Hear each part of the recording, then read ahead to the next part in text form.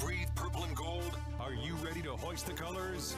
Now, time for the most in-depth look at the world of ECU athletics. Welcome in to Hoist the Colors with your host, Stephen Igo on 94.3 The Game. Watch the show live on Facebook and at 943thegame.com. Now, here's your host, Stephen Igo.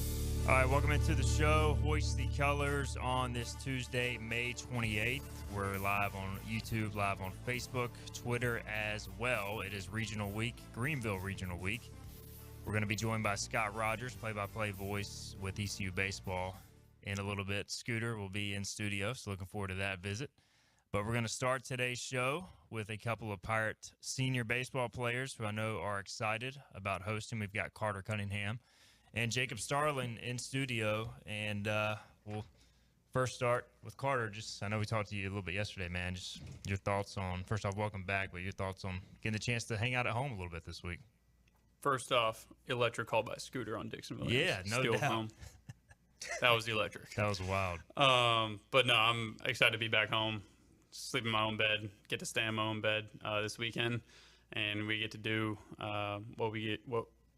play in front of 6,000 fans, our best friends and the best fans in the country. So we're definitely excited.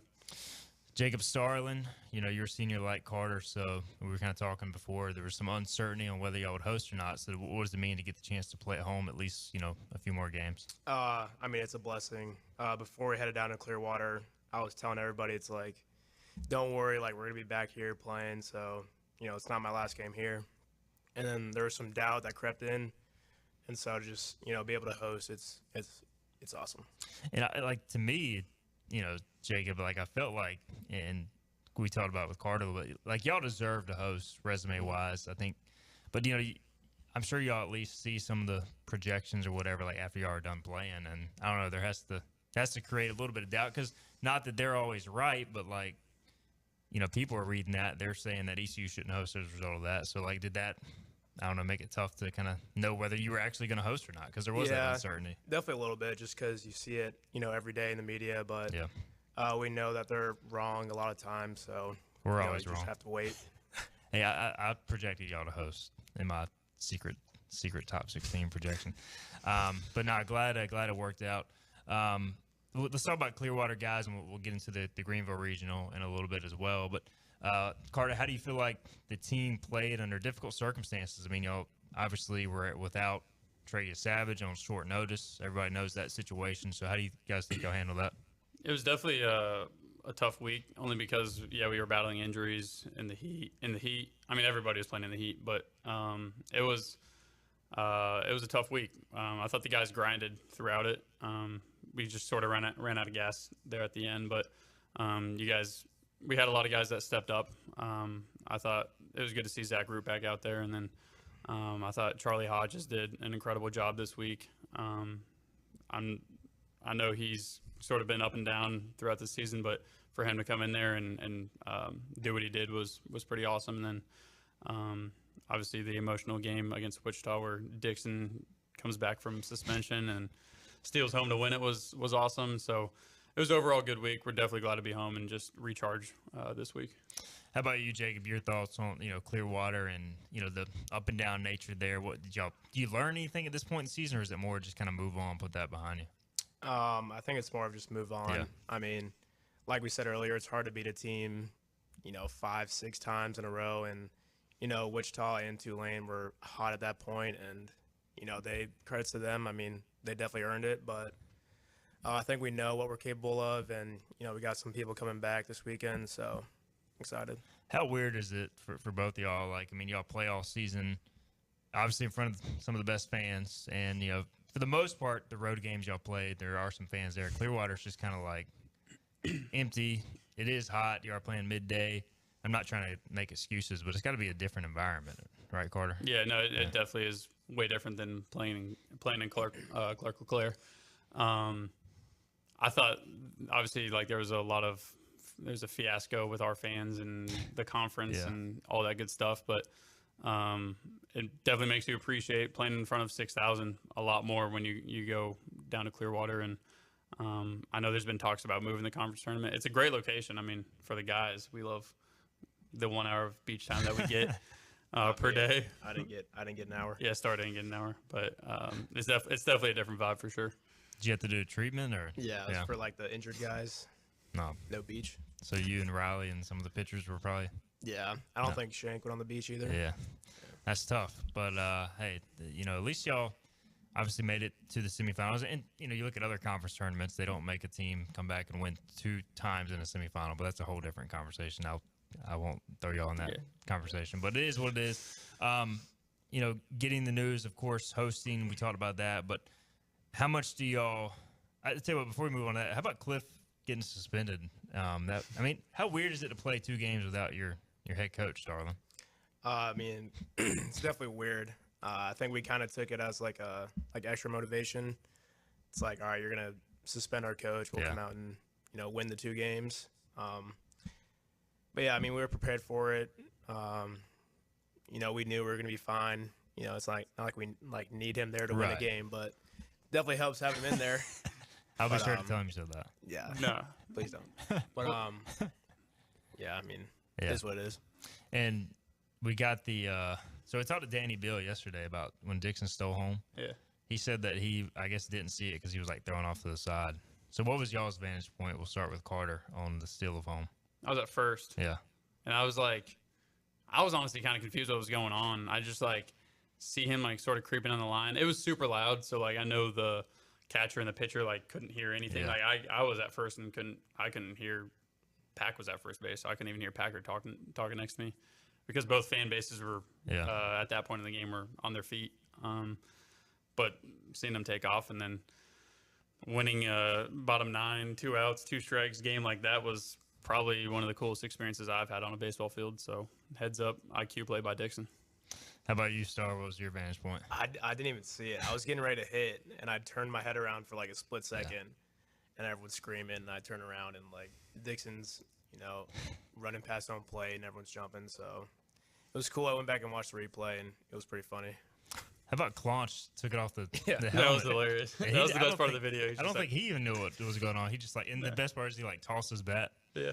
So he had a little celebration. So that was awesome. Yeah. Quab, right? Quab, yeah. Well, apparently he turned around at the umpire. He's like, do I have to go touch first base? The umpire's like, safe. I'm over. It was crazy, man. And we were watching that in the hotel room in D.C. and we're like, what just happened? Because the TV feed cut to the Wichita dugout as Dixon was still at home. So it was crazy. But all right, so the week ahead, obviously, going to be an emotional week. And I know y'all focus on Pirate baseball. Obviously, if y'all play y'all's game, that kind of take care of itself. But what did y'all think of, getting the draw of Wake Forest, VCU, a team y'all were supposed to play in the regular season, then Evansville, a very good 4 seed. We'll start with Carter. Yeah, no, I think every team that's still playing is playing for a reason at this point. So, we all knew we were going to get 3 quality teams coming into Greenville, and we certainly did that. And we're definitely excited. Obviously, it starts Friday. We got to focus on Evansville first, and then we'll worry about whether we get VC or Wake. But 3 quality opponents coming in, and like you said, as long as we take care of our game and our brand of baseball, and we should be in a good spot. What did you think of the draw? There was a lot of talk about Duke coming here. Y'all saw Jacob, but obviously, I think everybody knows Wake's talent, but then, Evansville is a very capable team too. What did you think of the teams? Yeah, just grateful to be, back at our place. Yeah. First off, but I didn't really care who's coming to our place. We've been through it all, and we know what it takes to win these regionals, and we just got to go out there and have fun and play our style of baseball, and we know we can beat anybody. I kind of noticed at the selection show, Trey Savage is the only person that clapped when they when they announced the Greenville Regional. Were y'all just locked in business mode, or no? It happens every year. It's delayed. Is it just awkward? Yeah, it shows our name up there in our bracket for a split second, and we're all just reacting to it, and the next thing you know, it's showing the reaction, right. But it's a 5-second delay, so it's kind of hard. It was funny. I saw Trey clapping, and then he just stopped. Looked around. Nobody was really clapping. I don't know what the reaction is teams that are on the bubble go crazy, but right. it's we knew we were a host, and we knew we knew we were going to play 3 teams. Yeah. So it was doesn't you want us to clap that we find out who our teams are? I don't. It is kind of just you guys knew you were going to pop up as the Greenville Regional, so it is what it is. But yeah, I just thought it was funny. But So, again, you guys get the chance to play home. And y'all have been through this type of week before as hosts. So, Cliff Goblin mentioned y'all would get off social media, I guess, Wednesday night to really kind of lock in. So, how important is it to do that, get all this stuff, media, whatever, fan requests, ticket requests, all that kind of over with today, and then kind of really lock in, Carter? Yeah. If I probably wasn't running homers that help, I really don't like social media throughout the season, only because we'll lose a game and Twitter will blow up, and it's that would never happen. Yeah. But I think it's pivotal that we do get off social media on starting Wednesday night, and that way we're able to just focus our sights on this weekend and get all the media stuff sort of taken care of before Wednesday, and like I said, just focus our sights on Friday. Jacob, how much does the past experience help, having played, in Greenville regionals and just kind of knowing how to deal with this week? Like, what does that experience kind of, mean going into this week? I mean, we know we're going to get punched in the mouth at some point, so just being ready for that and just, taking every team, with respect and not taking them lightly. So, and, taking this week to just prepare for Evansville and, getting ready to go out there and play our best style of baseball. Coach Goblin has said you're still not 100%, with the oblique. So, obviously this time of year you're going to do what it takes to be on the field. So what's it kind of been like managing that pain and making sure you're on the field? I mean, just working with Logan Rupp now, our athletic trainer, and just not doing anything extra to help, strain it worse or whatever it is. So just being careful, but then when it's time to play, going out there and, playing as hard as I can. What about you, Carter? How you feeling? I feel good. I was actually talking to Kevin Youngs about this, but I think, I don't know. I stopped drinking. I keep sleeping better.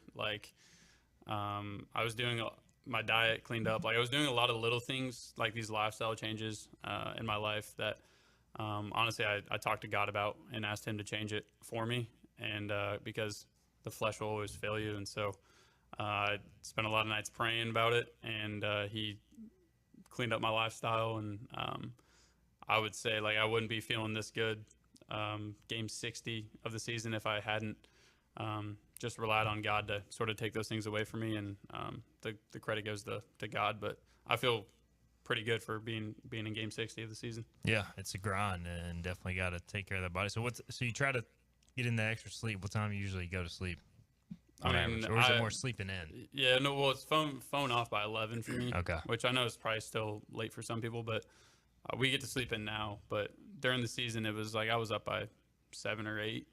So at least I'm getting at least 8 hours of sleep every day now. And I mean, people I know people talk about it, but no, it really is a difference maker. No, there's no doubt. You can feel it when you don't. As a parent of 2 young ones, I can tell y'all definitely.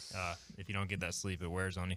All right, so again, Greenville Regional here. Did y'all look at any of the? I mean, obviously we're at the watch party. We saw the other fields out there. Just as a fan of baseball, any other regionals kind of pique y'all's interest at all? We'll start with Carter.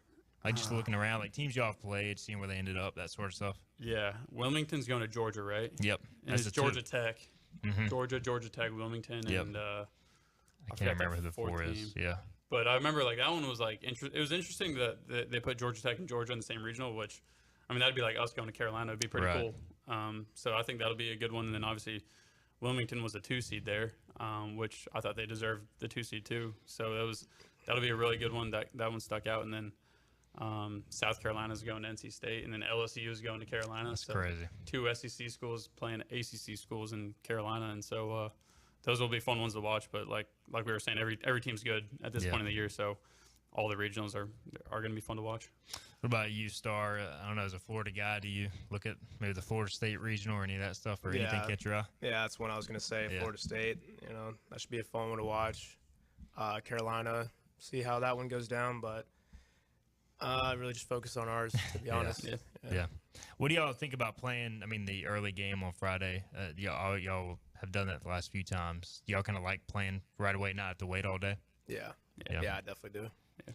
I feel like if you kind of sit around and just, I don't know, not nerves, but just the anticipation of wanting to play, just kind of get it out there and get it over with. That's when we're traveling for series, and the Friday night's game is at 6, and we're in the hotel till 3:30 p.m. Like we're just sitting there all day, and it's like we want to go play. Right. So, when will y'all really start to look at Evansville? Will that be like Thursday? Y'all really dive into like scouting report and all that sort of stuff? Yeah, The most coaches likely. probably have already started. Yeah. The players, like we'll watch like the starting pitcher probably Thursday night, and that's about all the players do. Like there's no, Right. they do all the scouting. We just go play. Understandable. Well, if you need an early scouting report, I got you. Okay. So, but either way, Carter Cunningham, Jacob Starling with us here visiting on Greenville Regional Weekend. So we talked a lot about teams coming in, and when you look at kind of for you guys down the stretch, like the injuries have been a storyline. How do y'all feel the team is kind of meshing or coming together here going into the postseason? Like it feels like guys are getting healthy at the right time. Do you agree with that? Yeah, definitely. I think Star alluded to it, but just guys starting to feel better. You got Trey's back, and Zach Root I thought looked phenomenal in Clearwater. Shank threw a bullpen yesterday. I want to say I actually didn't ask how it went. I probably should have asked him how it went. But no, I think we're starting to become healthy at the right time, and it'll be a fun weekend because I think the message to the team now is like, we're in this position for a reason. Like there should be no doubt, no sort of questioning like our ability or anything like that. And so we're just going to look forward to a great and healthy weekend.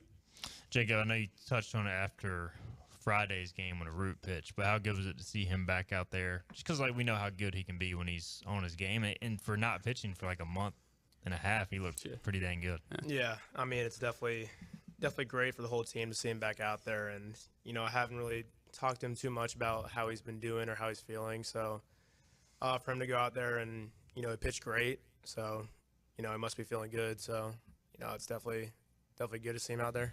How much does it help, like some of the other guys? You mentioned like Charlie Hodges. We saw Corey Costello pitch well. Get kind of those opportunities and, kind of make their, continue to progress this time of year because y'all may need everybody in the postseason setting. Yeah, we're definitely we're gonna use everybody. So Charlie, Corey looked great those first 3 innings. I was talking to him after the game. He was like, that was the most pitches I've thrown in a while. And I think he kind of just ran out of gas for a little bit right there. But he did phenomenal. And then Colby Wallace was another guy that came in and looked really good throughout the week. And like you said, it's going to take everybody, especially Star said it, but we're going to get punched in the mouth at some point this weekend. And so somebody's going to have to step up. We just don't know who it's going to be. Jacob, you've obviously had some big postseason moments before. This time of year, is it just like, I don't know, do you get more amped for these games, or is it just still kind of treating it like a normal game and like blocking out all that noise? I mean, you definitely get more amped for these games, but you got to put in effort to just treat it like another game. I mean, you can't go out there trying to do more or like make it bigger than it is, because then you're not going to perform as good. So just staying in the moment and just going out and do what we always do. I got to ask you, I mean, we obviously couldn't talk to you for a while because of the injury. I've been meaning to ask this for a while. So when you walk, you've got like I feel like the best bat flips. Do you practice that, or does that just come naturally? I don't know. I just do a whole bunch of random stuff. I used to like flip it behind my back like my sophomore year, and Agnos thought that was super funny, so I kept doing it. The swag when you walk, I feel like is like, it gets the crowd fired up. Yeah, too. that's all I'm trying to do. Yeah, so Get the boys fired up. You got like Riley on it now. Riley's dancing. Yeah. Riley's he's funny. What about you? You swagging when you walk these days? Not really. You just talk. No. You kind of give it a little. Yeah, toss. I like just toss the bat. Yeah. I guess I could do something cool. Like what actually kind of like makes me mad is like when people like they walk, they just like drop their bat and like take all their gear off and pick it up on plate. I'm like, that just like is disrespectful for some reason. Make the next guy come pick it up. Take it down to first base, right? So do something. So I guess y'all get walk-up songs if everybody else in the regional submits them. So that will be good. All right, so you rolled with Botanda Chispa, right, for the last home series again? Yep. So are you going to roll with that into the postseason or what? I texted Reed Haddock this morning, see if he wants me to keep it or not. It's up to him. So his decision? Yeah. I didn't really do too well that last weekend, so hopefully Reed says change it. I mean, I feel like it's grown on me, though. It has. I wasn't a fan at first, and now I'm like, when I heard it in the Rice series, I'm like, I can get down with this. But whatever gives you the best luck. Wait, what'd you change it to? I changed it back to Botanda Chispa for the last weekend. Yeah, that was the one I used to Get him on He Twitter. got ratioed on Twitter that one time because he said Carter Cunningham's awful walk-up song is back. Oh yeah, something yeah. like that. I remember that. What about you, Star? Are you going to keep it as the same as the regular season for you? You're No, gonna change I'm gonna change it. it? Okay, Yeah, I like it. So secret though. Secret. we'll keep it quiet. But I feel like that's, I mean, like in the past, NCAA kind of overdoes the whole, like y'all are playing at home, y'all earned it. Just like if y'all had to go on the road, I feel like those teams earn that. Yeah. Like y'all should be able to bat last, which I think is going to be the case now for every game. So it just makes sense. Like sometimes I feel like we overcomplicate it. Like, as a host, like having y'all kind of earned that at this point. Yeah, That's what he that's said. that's how I feel. Yeah. UVA had walk-up songs last year when we went there. Oh, really? Yeah. Because I they had didn't a know that. dude that was doing the like, Oh, I yeah. forgot what song it was. It was Ethan Anderson, but like their entire crowd was like doing it, and I was like, okay, that's obviously his walk-up song. Right. If they all And it know got it. the stadium hype, and I'm like, why can't we do that? Yeah. Well, we'll see. We'll see how it goes. But I think that is, and apparently Subdogs is working on rally towels. I saw that. Yeah, That'd so be we'll, sick. we'll see if that happens. So final few questions for you guys. What's the biggest, kind of cliche question, but like biggest key for y'all this week to success? Carter, we'll start with you. For the Pirates to emerge as victors this weekend. I mean, I think it's sort of like playing our brand of baseball. That's pitchers throwing strikes, not walking people. That's hitters not striking out, grinding out. ABs putting the ball in play with 2 strikes, keeping the chain connected 1 through 9. Playing clean defense. It's hard to beat teams like that. And I know I've mentioned it before, but it's like we win a lot of games because we do all the small things right. Whether that's executing the bunt or just moving the guy over on offense. It's like things like that. That's just hard to beat Pirate baseball. And so we just got to make sure that we fine-tune and stay hyper-focused on the small things. What about you, Star, from your perspective? I'm sure you'll echo some of that, but what's key for you guys to win this regional? For me, I'd say the biggest things are just staying in the present moment, having fun, getting outside yourself. So, like, nobody can just be, like, silent, like, throughout the whole game. Like, just worried about themselves. Like, we need all, 30-something guys to bring, some value to the team to help us win. And, we have all the talent that we need. It's just, taking care of those mental things that'll get us through it. All right, we've enjoyed this all season, guys. Carter Cunningham, Jacob Starling, and appreciate y'all's time all season. Best of luck this weekend, and looking forward to talking to y'all next week. How about that? Ahead of the Super Regional. So we'll leave it at that. But best of luck. Again, get off social media so you don't have to read any tweets or Instagram posts. But appreciate it, guys. All season. Best of luck. Yeah, we appreciate you having us on almost, is it bi-weekly? I don't know. Pretty much Weekly with every all other of our weekend. players. Yeah. So we appreciate everything that you guys do for us. Absolutely. Appreciate Appreciate y'all, you. man. And best of luck once again. All right. That is Jacob Starling and Carter Cunningham. We'll get a break in. We'll be joined by now legendary Scooter Rogers, who went viral. We'll see if he can reenact the voice crack, the legendary voice crack. It was passion. It was. It was true passion. I told him, like, it's, the reason it went viral is because people can tell you love what you're doing, and and it matched the moment because it's so unexpected. So Gotta respect it. Love you, Scooter. yeah, he's the man. Sky Rogers, he'll join us on the other side. This is Hoist the Colors on the Tuesday. New Toyotas, 0 down and only $369 a month at Greenville Toyota during the Great Rate Sales Event. Buy with 0% or get Corollas, $369 a month with 0 down. This is not a lease, you own it. Plus, get our Greenville Advantage at Greenville Toyota. Acre Station Meat Farm, along with Lane Angus Beef, bring you farm to fork beef. Stock your freezers now with affordable beef boxes, just in time for the grilling season. Farm to fork beef brings quality local beef to your family. From your traditional butcher shop, Acre Station Meat Farm. Come on down to Acre Station Meat Farm and find out why we're #1 in fresh cuts and friendly service. Acre Station Meat Farm, Highway 32 North, Pinetown. Other restaurants claim their food is fresh and fast, but are they friendly? At Moore's, you're treated like family the minute you walk into their doors. With locations in Winterville, New Bern, Swansboro, Morehead City, and Jacksonville. We've been practicing what we preach since 1945. At Moore's, our barbecue is slow cooked and smoked over real wood daily until it's so tender it's falling off the bone. Combined with our fresh chicken, cooked to order seafood, and homemade fixins, we're sure you'll agree. If it's not Moore's, it's less. You know what the problem is with standard belts? Usually you have to choose between too tight or the opposite, too loose. But with Anson Belt and Buckle, you don't have to choose. We got rid of the holes and instead have a track system designed for micro adjustability. That way you can enjoy a perfect fit every time. Anson Belt and Buckle. Find your perfect fit today.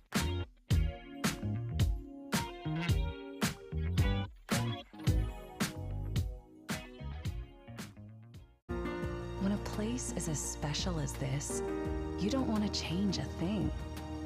You simply want to enjoy it, just as it is. That was our inspiration behind Bow Coast West, our newest community in Beaufort, North Carolina. Embrace all that we love about this very special place and make it easy for families to enjoy all that this coastal lifestyle has to offer. Be inspired. Bow Coast West.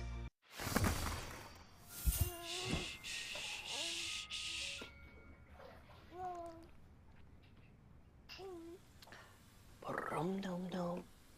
Get low, get low, get low. 369, ooh, she fine. Hoping she can sing it to me one more time. Get low, get low, get low, get low. Grab a Pepsi Wild Cherry and get wild. Ready to save thousands with a great rate? Get 0% financing at Greenville Toyota during the Great Rate Sales Event. Shop our massive inventory of new Toyotas, available as low as 0%. Hurry to Greenville Toyota today, where our volume saves you money. Here there be pirates. Back to Hoist the Colors with Steve and I go. How good is this on 94.3 The Game? All right, welcome back in. Hoist the Colors here on this Tuesday, May 28th. Appreciate the time. From Carter Cunningham, Jacob Starling. And now we're going to switch gears. We're going to welcome in Scott Rogers, play-by-play voice of ECU baseball, who is fresh off his viral call down in Clearwater of Dixon Williams' steal of home. Carter Cunningham gave you multiple shout-outs. I know you were on the phone, so probably didn't hear it, but I think he called it electric, legendary. So how does it feel to go viral, Scooter? At least it's a good side of the viral, not a bad thing. Well, I thought your call was awesome. Philip Pilkington, by the way, producing. He can chime in as well. This will be a shorter segment because we got to catch up on breaks after a long first segment, but we'll talk about Clearwater, then get into the Greenville Regional here shortly. But, yeah, I mean, how do you even prepare for somebody to steal home? I mean, you don't. Yeah, so, like, that's obviously what added to the call, but you know, it's not like you weren't paying attention, so to me it added to it. Yeah, and, you know, just because of the moment in the game, too, with it being, you know, I think it was an 0-2 count with two outs, and, you know, it's your game-winning run. It's already a tie game, and just for it to kind of come out of nowhere, which most steals of home come out of nowhere are like that, and it was so electric just because of the moment, and, you know, it was fun to do, that's for sure, and, you know, it was glad to see East Carolina get that win, and you know, definitely one of those legendary moments in the postseason history of East Carolina. Do you think ECU's hosting if they don't win that game? Or did it not really affect it? I don't think it would have affected it. Yeah. Looking back on it now, you know, and it might have an effect, but you know, going into that game, you still had two wins down there, right? And so, looking back at it, you know, you would have been 2-2. At the end of that. So, I mean, I think you still would have gotten that hosting bid. What was your take on just the conference tournament as a whole before we look at the Greenville Regional? Like, I mean, there was so much drama. Dixon getting suspended, Cliff getting suspended, Tulane winning it again. I guess we'll start with the ECU suspensions. Just your thoughts on those deals from your perspective. I thought it was completely unnecessary, especially on Cliff's behalf. He, from what I gathered, it did not seem to be prolonged with his argument. I've seen other ejections from Cliff Godwin be much more prolonged, and nothing happened. But I think it was just a combination of, you know, it's a tournament.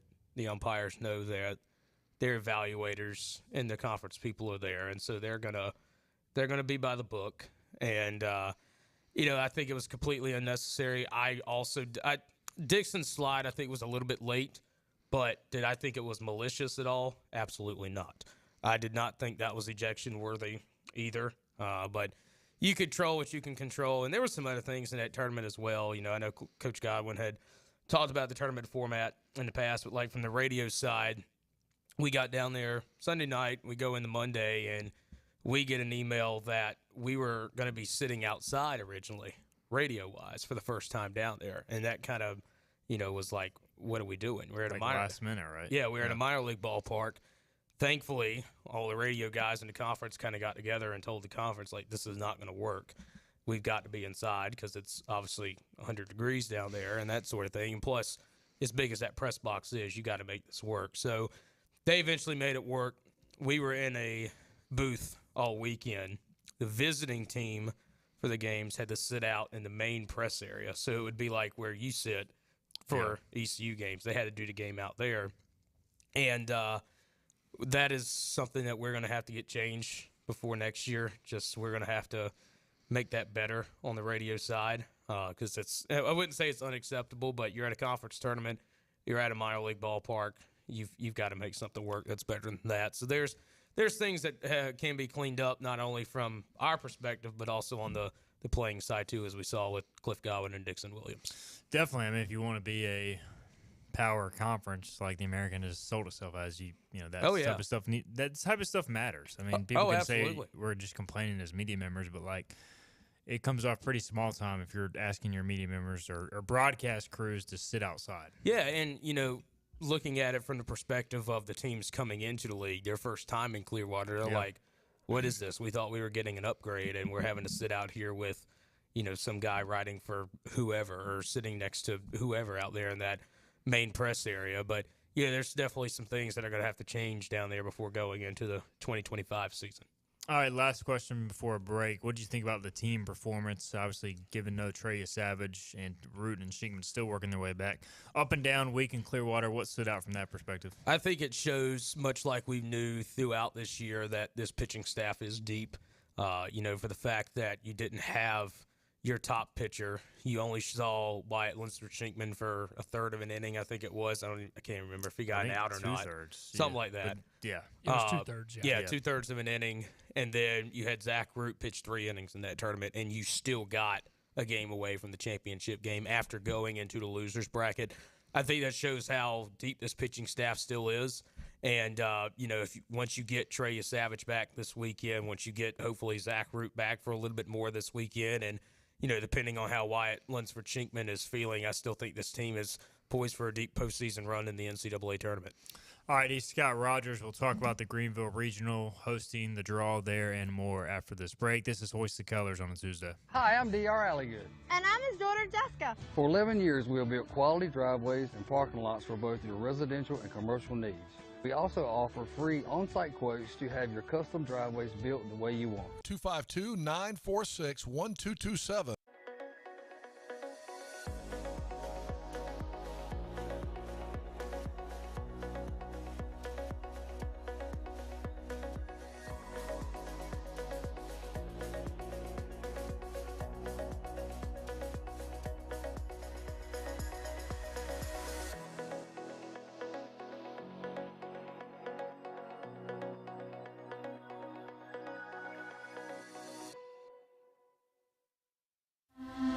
This is about you, your family, and the health of all who live in Eastern North Carolina. This is about the transformation of a health system into something more powerful and more human, about creating new ways to treat disease and keep you well. This is about ECU Health, which is to say, it's really all about you. ECU Health. Minds, hearts, purpose. Your confidence makes everything look good.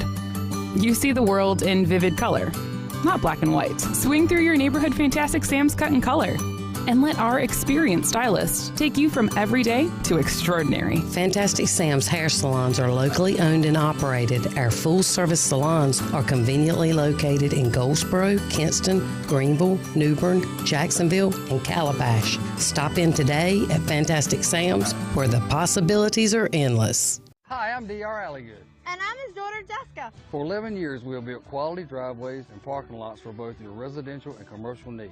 We also offer free on-site quotes to have your custom driveways built the way you want. 252-946-1227. Living easy is the sound of children laughing as you make memories with neighbors and friends. It's the sound of nothing at all. It's the smell of the salt air. Hear the waters against the marsh grass. See the beauty of our coast. Bow Coast, located in Beaufort, North Carolina. Southern Living's best small town. You know what the problem is with standard belts? Usually you have to choose between too tight or the opposite, too loose. But with Anson Belt and Buckle, you don't have to choose. We got rid of the holes and instead have a track system designed for micro-adjustability. That way you can enjoy a perfect fit every time. Anson Belt and Buckle. Find your perfect fit today.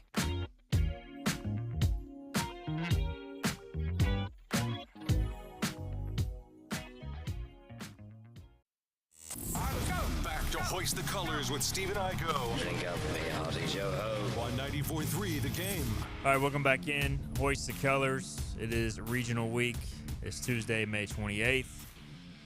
Scott Rogers in studio. We talked with seniors Jacob Starling, Carter Cunningham earlier. Appreciate their time. And appreciate Philip Pilkington for producing today's show. He may chime in as well. All right, Scooter. So what were your...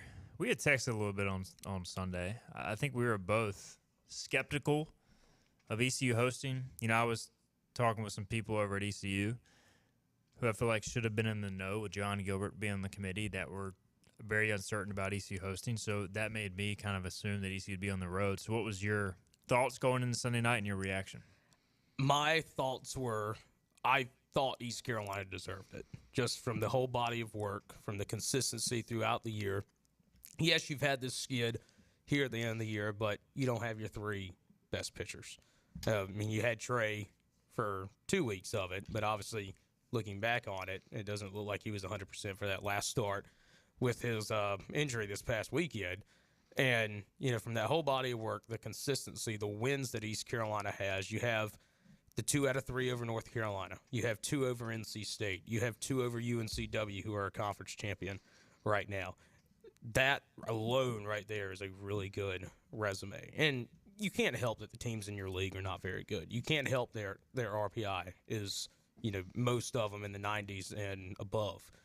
You can't help that. And so you've got to take the other side of having a non-conference RPI of 2, the strength of schedule on the non-conference side being so high as well. And for the most part, East Carolina won all of those games. I think, what was it, 4 non-conference losses this year, 4 or 5? Yeah, I think 21-5 was the official record. Yeah. That's hard to do. Yep. That's really hard to do. And that's also not even counting like the Columbia series. You got to sweep over their regular season champion in the Ivy League. And so there's so many things on that resume that point towards a host bid. But looking on it, I was like, I don't think East Carolina is going to get it. Just because of past things with going off of RPI, it wasn't there. Yeah. And it was obvious that the committee said, the heck with RPI, we're going to look at the whole body of work. We're going to look at that consistency. And they gave East Carolina a hosting spot as they should. And I'm glad they did that because, I mean, look, RPI, I mentioned this on the podcast, but, you know, I feel like everybody's so conditioned just to look at the RPI list and go down and one by one and then kind of like rank the teams that way when that's not how it should be. ECU's been a top 15 team all year. So why? Because RPI went from 12 to 23 after a 6-2 stretch should ECU not host. So I'm glad the committee, to me, did the right thing. Yeah, and see, that's what's so frustrating about RPI, too, is because you look at the road wins East Carolina got up until this point in conference play, I don't think they gained points from any of those wins, looking back on it. I could be wrong on that, but most of them going into those games, you would lose points for winning, which is not fair. You win a game on the road, especially with how far East Carolina has to travel in this conference. Yeah. I mean, it's not fair to be able to lose RPI points for a win like that. And so there's things in the RPI that definitely needs to be fixed. And, you know, looking now, you know, you see Tulane has won back-to-back conference titles in the tournament.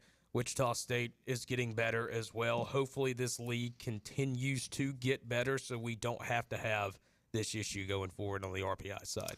Philip, you were in Charlotte for the NASCAR race, and I know obviously you're busy on Sunday night as a result of that. We'll get more into your story later this week when Bobby Harvard joins us tomorrow. But from your perspective, like, were you following all the projections and stuff? Did you expect ECU to host, and what was your reaction? Yeah, I'd been following the projections until, you know, I got to the track Sunday, and the internet's bad because you and 100,000 other people have cell phones all working off the same tower.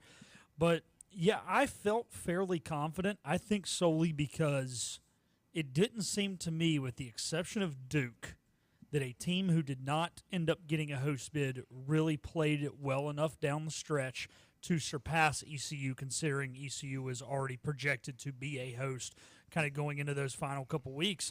And when you look at it, it's good that the committee did this for two reasons. A, it's the right thing to do. B, if they just went off the RPI, why do you have a committee? You know, I know I went on a rant about it last week, so I'm not going to repeat that whole thing. But, you know, then you just rank the teams based off the RPI and then just, you know, call it from there. So I think this was big because at the end of the day, you want the 16 best teams, 16 most deserving teams to host. I felt that ECU had done that, and what the committee had done the last 2 or 3 years, I think they had kind of gone away from that strictly RPI thing. Yeah, and I'm just glad that they did the right thing, and maybe part of that was because John Gilbert was on the committee. But either way, glad that the Pirates are at home. And Duke, I mean, how much does Duke having Jack Coombs Field play into this too, Scooter? I mean, it may not be the only reason, but I just feel like it's not a host-worthy facility. I know that they, talking with the Duke staff when they were here a couple weeks ago when East Carolina played, they said that they were approved to host last year, but they didn't get it because they fell off at the end of the year. But, you know, looking at it, it is a place that is not necessarily your quote-unquote best hosting spot. I know they were going to bring in extra seats and everything, but that place is going to be getting some renovations done this year, and so, you know, looking in the future, that will probably turn into a good regional host site. But, you know, just looking at things, too, with that, like, I've only been there, I think, for one game, and that was as a fan probably 4 or 5 years ago, I think is when East Carolina played there. And parking is not close to that place. You know, just looking at stuff like that, it's like, it's not very convenient at all. It's not a good spot. And, you know, it sucks for Duke because I think they did enough this year to get that host bid, but, you know, it'll work out for them. They're going to Oklahoma, which they can easily win that regional where they're at right now. And, you know, it's a good program. We saw that this year. It's a really good team, but yeah, I mean, get some better facilities. They've got the money to do it. Plenty of money. There's no doubt. Do you guys think there's any chance they would have done to Duke what they did to Old Dominion a couple years ago, where they said you're the one, but you don't host? I think if they were approved to host, well, I'll go ahead and say Jack Coombs Field is light years ahead of Old Dominion. Yeah. I guess they probably wouldn't do that to a Power 5 school. Yeah, and you know, there was some speculation, was Duke going to be the one at ECU, but I think given ECU's facilities and the resumes, you know, they mentioned common opponents. ECU went a combined 4-1 against UNC and NC State. You know, Duke lost both those series, I believe. I think that's right. So I think that played a role as well. So yeah, we'll see. I still, you know, I said it on the podcast last night. I still think Duke makes it to Omaha. I actually like their draw, although they have to travel to Oklahoma. All right, so what did you think of the Greenville Regional and the draw, Scooter? I like it. You know, it's there's 3 really good teams. Obviously, Wake Forest speaks for itself with just from their program the past couple of years, and of course with Chase Burns there. Evansville, looking at them, dove into them a little bit last night. Seems like a really good hitting club. They've got some arms there too that appear to have really good numbers. And VCU, we finally get to see VCU in Greenville. Yeah. It was meant to be. Yeah, after 3 failed attempts this past year. And, you know, it's a solid club as well. They hit about 280 as a club. Their pitching numbers are pretty decent as well. And so I think it's a really good field. And, you know, they're in the NCAA tournament for a reason. They wouldn't be here if they weren't good. And so looking forward to a really good field this weekend. You know, ECU and Wake are clearly the favorites to win it. Wake is actually the betting favorite, and, you know, similar to when UVA was the betting favorite in the 2022 regional, ECU ended up winning that. But I don't think there's a bad team in the field. Like in past years when there's been like a Coppin State, and no disrespect to them, or Norfolk State or anybody like that, but like Evansville, not that they're going to win the regional. They could easily win 1 or 2 games. Oh, yeah. They're one of the best 4 seeds. VCU, probably one of the weaker 3s on paper, but a very quality team. So I think you're going to see some high-level baseball, like no matter who's playing. Yeah, and, you know, you look at Evansville, it's a bid stealer because they won the Missouri Valley. They weren't going to get in with an at-large, but it's a good team still. They beat Indiana State in that title game, which Indiana State's a really good club, and so you know that they can They could definitely hit the ball. I think they lost 2 out of 3 to Indiana State during the season. But like I said, their numbers speak for themselves. I think there's 3 or 4, if I remember correctly, 3 or 4 guys that are hitting over 300.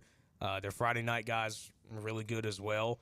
And as you said, too, at VCU, a very solid club. They might not be the team that's hitting over 300 or an ERA of between 3 and 4, but it's a solid club. And, they play good teams throughout the year in their conference. And so this is going to be as you said, I think pretty high-level baseball this weekend. Philip, you can weigh on this too, but I'm curious. A lot of VCU fans thought that Duke was coming here for the reasons we kind of talked about. I did as well. Yeah, I think everybody did. And Wake obviously has the high-end talent, but I feel like if you could pick one or the other right now, and maybe I'll regret saying this, I think you would pick Wake as if you're ECU, like as far as who you would want, because I think Duke is built for the postseason with their regional or with their staff pitching and the way they hit home runs. Not that Wake can't, but I don't know. Do you feel like ECU at least maybe caught a little bit of a break getting Wake over Duke? Yeah. And maybe break's not the right word. Maybe a better matchup. So here's the weird thing about it. I feel better about beating Duke on Saturday afternoon than I do Wake because Chase Burns has been more consistent than any of the Duke starters.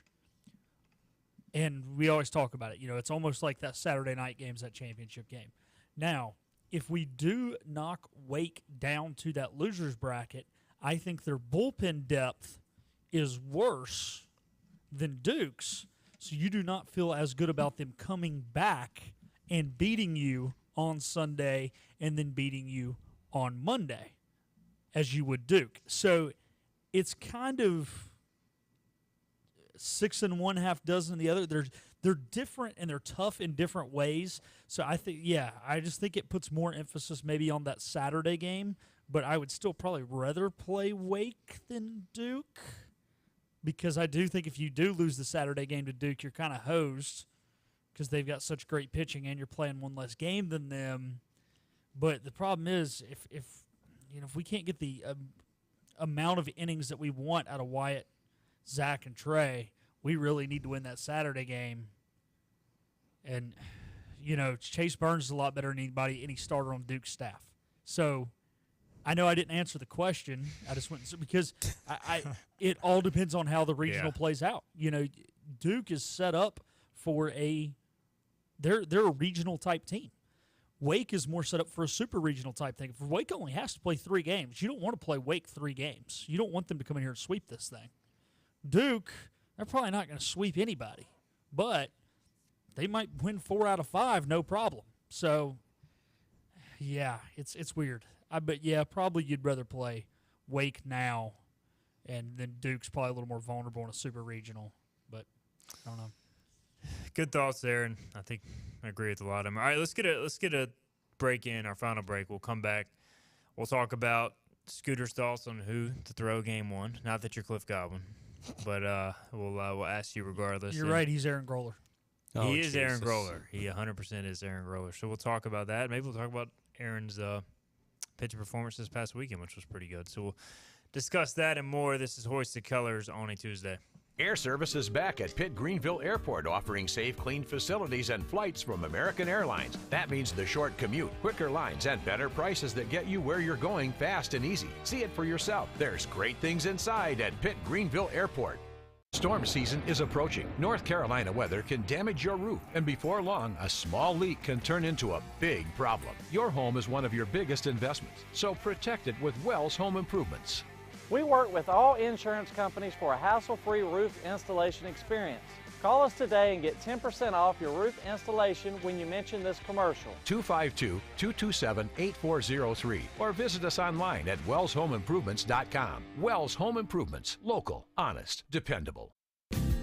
Big tax credits are back. Get a 30% tax credit, up to $2,000 off your new Mitsubishi electric heat pump install. Let Comfort Master help you take advantage of the tax credits with a qualifying Mitsubishi electric ducted heat pump or non-ducted Mitsubishi electric mini splits. Mitsubishi electric mini splits are ideal for bonus rooms, garages, or sunrooms. If you need a new HVAC unit, call Comfort Master today. Call Comfort Master. Call Comfort Master.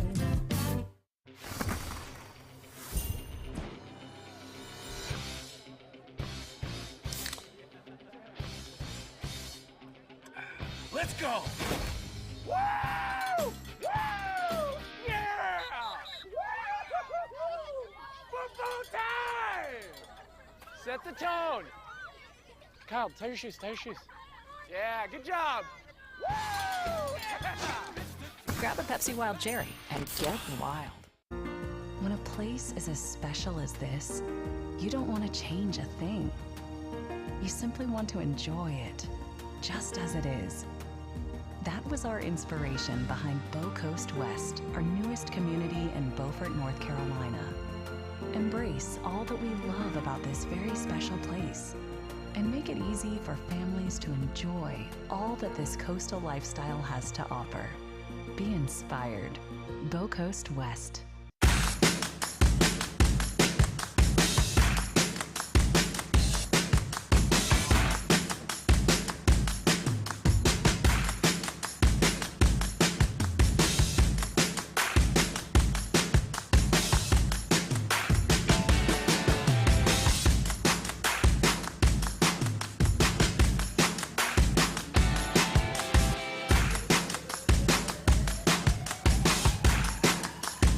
Air service is back at Pitt Greenville Airport, offering safe, clean facilities and flights from American Airlines. That means the short commute, quicker lines, and better prices that get you where you're going fast and easy. See it for yourself. There's great things inside at Pitt Greenville Airport.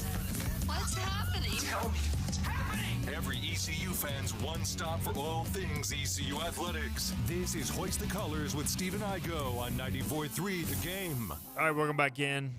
A few minutes left here. Scott Rogers, Philip Pilkington visiting on this Tuesday, Greenville Regional Week. Josh88 on YouTube says, who would y'all rather have, Wake or LSU?